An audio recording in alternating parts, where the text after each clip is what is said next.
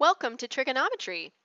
In section 7.1 and 7.2, we will be exploring the Pythagorean theorem and the converse. Our goals will be to use the Pythagorean theorem to find lengths of sides of right triangles and use the Pythagorean converse to classify triangles as acute, obtuse, or right. Now you've seen the Pythagorean theorem most likely before. Pythagorean theorem is specifically used for right triangles only. So let's draw a sketch of a right triangle. Make sure we have a right angle in there. We label the hypotenuse as C. The hypotenuse is across from the right angle. Use that right angle like an arrow. There's the hypotenuse. The legs, the sides adjacent to the right angle, the sides touching the right angle, we'll label as A and B. And we write the Pythagorean theorem, C squared equals A squared plus B squared. There's a reason that we always put the hypotenuse, or C, first. We'll get to why that's important later. Let's take a look at the first example that you have. Solve for x in each right triangle. Simplify answers. So noticing in here that the right triangle is pointing to this side. This is the hypotenuse, so this is our C. Let's write C squared equals A squared plus B squared and plug in the numbers that we have. C is x, so x squared equals, now A and B are the legs. Being that we are adding them, it doesn't matter which one comes first. We can say 5 is A, so 5 squared plus 12 squared. We can grab a calculator if we need to, or evaluate 25 plus 144. So x squared is 169. Take the square root, and x is 13. Notice we got a perfect square. 169 is a perfect square. When we took the square root, we got a whole number, not a decimal, a whole number answer. X is exactly 13. When all three sides, like the 5, 12, and 15, are whole numbers, that creates what's called a Pythagorean triple. A Pythagorean triple is a set of three positive integers that satisfy the Pythagorean theorem. Satisfy means makes it work.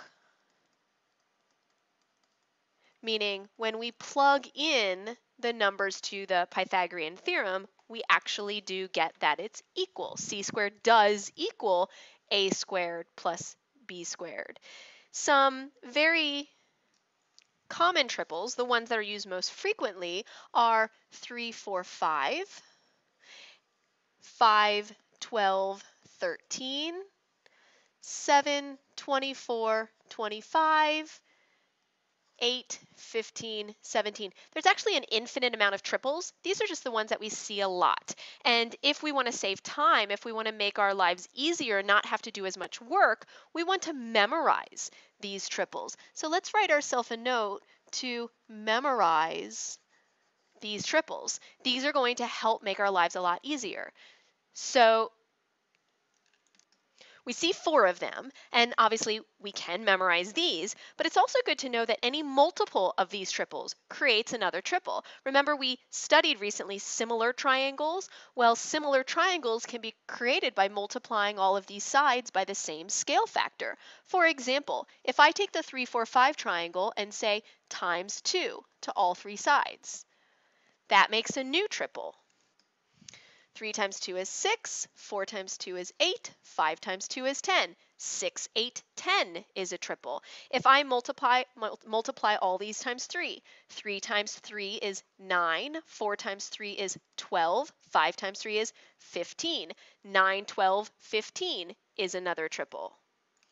So again, it's important to memorize these 4 basic triples, and then to know that we can create a triple from any one of these. So again, memorize, it'll make your life easier. Now, going back to that previous example, if I had known that the triple 5, 12, 13 exists, and I see two sides are 5 and 12, I don't even have to do the Pythagorean theorem. Uh-oh, I just realized I wrote 15 when I got x is 13. Well, knowing the triple would help me to know also that I'm correct. 5, 12, 13 is the triple, therefore 13 should be the answer. I don't even have to do the Pythagorean theorem in a case like that. Let's look at a couple more examples. In number 2, I see 12 and 16. First thing I want to ask myself, is this a triple? Because if it is, then I don't have to do any extra work. These are both positive whole numbers, so if they are positive whole numbers that are part of a triple, then I know the hypotenuse, what the answer will be, without using the Pythagorean theorem. So I see that 12 and 16 both have common factors. If I can think of something times 4, both of these can be divided by 4. 12 divided by 4 makes 3, 16 divided by 4 makes 4, and what do I see? 3, 4. What should the third number be? Well, the 3, 4, 5 triple, one of the most popular, 3, 4, 5. So if 12 is 3 times 4 and 16 is 4 times 4, the hypotenuse needs to be 5 times 4. 3 times 4 is 12, 4 times 4 is 16, 5 times 4 is 20. So without having to use the Pythagorean theorem, I know that x has to equal 20. Is this a triple? Yes, and I was able to use my 3, 4, 5 triple. Now looking at the next one, 9 and 12 are two of the numbers. So I might say, oh yeah, there's 9, 12, 15. So my first question, notice to myself, is this a triple? The answer to this, surprisingly, is no. But wait a minute, didn't we just say 9, 12, 15 is a triple? Yes, we did. However, what is the biggest number of all these? 15. The biggest number will always be the hypotenuse. But where is the hypotenuse in this picture? Across from the right angle. Use it like an arrow. Here's the hypotenuse. This should be my C, yet my hypotenuse is supposed to be 15. That's why it's not a triple. So we must use the Pythagorean theorem here. So let's go ahead and do that. C squared equals A squared plus B squared. C was our 12. 12 squared equals A and B are the legs. X squared plus 9 squared. 144 equals x squared plus 81. Subtract 81 from both sides. We'll move to up there. X squared equals 63. Take the square root. If we type in square root of 63, we get a decimal. But remember that our direction said simplify. So I'm going to break this down. X, whoops, no more squared. 63 is 9 times 7. Square root of 9 is 3 with a 7 left over in the radical. 3 square roots of 7 is my answer. Let's take a look at another one. So remember what I was always asking myself first. Is this a triple? Because if it is, then I know it's going to be easier. I see a radical, therefore no, this one's not a triple because it's not an integer. That's a radical. So I must use the Pythagorean theorem. So let's do it. C squared equals A squared plus B squared. Always write it down first. C is across from the right angle. So there it is. Use it like an arrow. Here's my C. 6 squared equals x squared plus, now I have more than one number here, so I'm going to put parentheses around it. 2 radical 2 squared. 6 squared makes 36. When I square 2 square roots of 2, I can square them one at a time, or I can think of it as 2 square roots of 2 times 2 square roots of 2. Now, the 2 times the 2 makes 4. The square root of 2 times the square root of 2 makes 2. So altogether that makes 8. 36 equals x squared plus 8. Subtracting 8 from both sides, I like to turn it around so the x is first. X squared equals 28. Take the square root.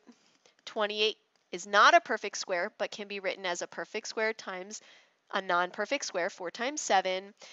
Square root of 4 is 2, and 7 is left over. 2 square roots of 7. Know how to simplify. Number 5. So let's see where the x is here on this part of the triangle. And that means I have to know 2 sides to get the other side, but I don't know what this side is, and I need to know that side. So we're going to start by using this triangle, because I know 2 of the sides in this right triangle, 24 and 25. In fact, those are 2 numbers that are part of the triple. The triple that I remember, 7, 24, 25. So that means the missing side is 7. So now I do know that missing side. I can get rid of the question mark. And now I know this is 7. So now I can use the Pythagorean theorem. C squared equals a squared plus b squared. Here's the right angle. Use it like an arrow. There's the c. X squared equals 7 squared plus square root of 26 squared. X squared equals 7 squared is 49. Square a square root. They cancel each other out. They are inverse processes. 26. X squared equals 75. Take the square root. X equals 75 is not a perfect square, but it is 25 times 3. Therefore, x equals square root of 25 is 5, with 3 left over. 5 square roots of 3. One more. Find the length of the diagonal of the square. The diagonal, what does that mean? Here is the square. The diagonal goes from one vertex to the opposite vertex. This is what we want to find. Let's call that x. Now, what do you notice? If it's a square, it has 4 right angles. Here's a right angle shown here. So let's think of it like we have a right triangle. Drawing the diagonal of a square always gives us a right triangle. I don't think 5 and 5 are part of a triple. In fact, you should know a triple never has 2 of the same numbers. So I'm going to go to Pythagorean theorem. C squared equals a squared plus b squared. Here's my right angle. Use that as an arrow. There's my c. X squared equals 5 squared plus 5 squared. X squared equals 25 plus 25. X squared equals 50. Take the square root, x equals square root of 50. Again, not a perfect square, so let's take the square root by simplifying. 50 is 25 times 2, so x is 5 square roots of 2. Great.